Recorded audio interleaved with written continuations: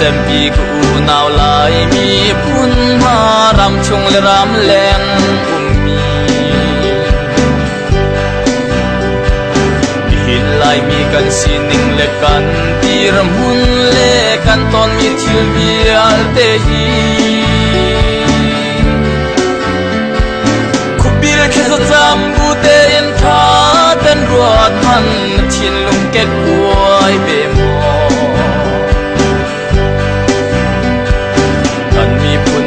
chua pe tun hu kan chi ti lam dang kan pial ta wa i zan mang man nam man ngam lo thil kan ton mi pakhat nu pakhat wat man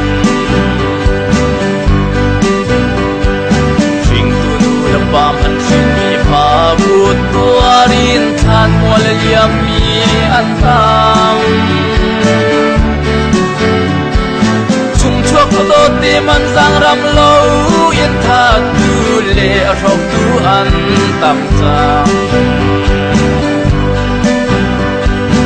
rau chiang lim tin le ben lâu mi pun si tu tu sung iki anung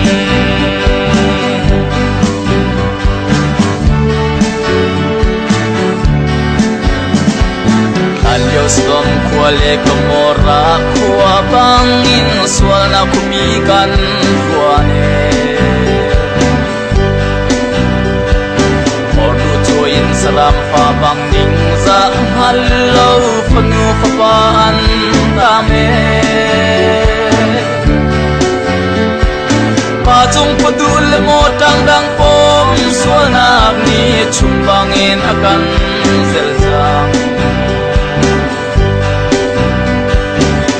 Kato tapar huay mi thi dor het yan zay rel mi antam Izan mang man aman ngam lau thil kan ton mi pakhat nu pakhat wat man Sing tu nu la pa man shin mi pa gut tuarin than mo la liam mi antam chuak ko do te man zang ram lo in than tu le rok tu an tam chang rau chiang him kil vel lo mi pun si chu tu asung iti anung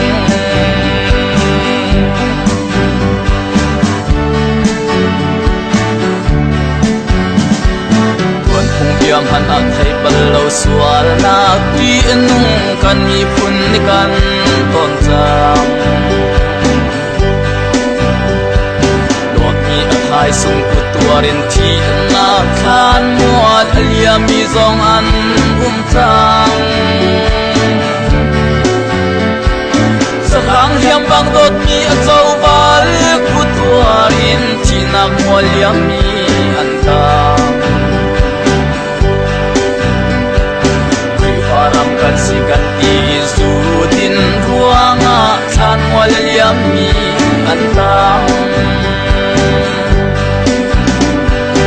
Izan mang manang man ngam lo thil kan ton mi pakhat nu pakhat wat man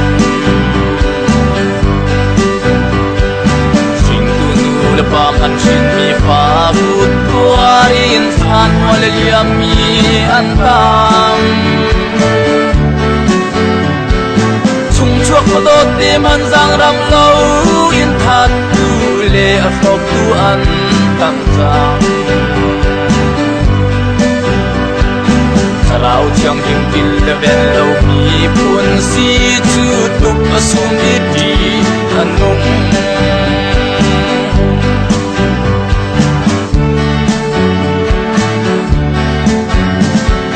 Ram do tu le mi pun do tu nu le pan ha zai ruang go a hen sing ha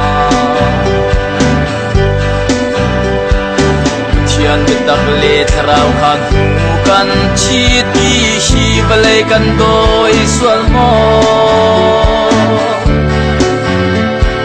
Kan kal tak chia mi nun phung le zu le sa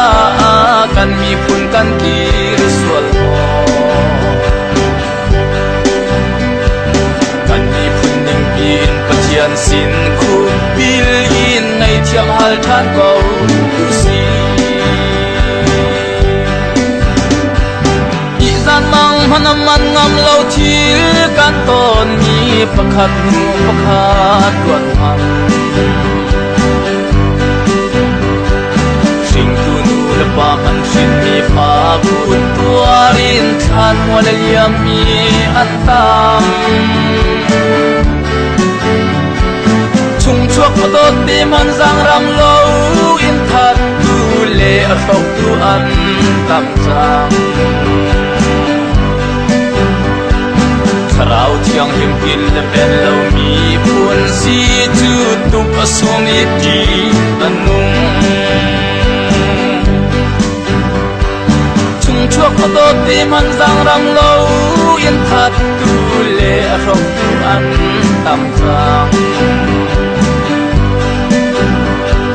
คราวเที่ยงหิมกินและเป็นเรามีพูนสีจุดตุกสวงอีกี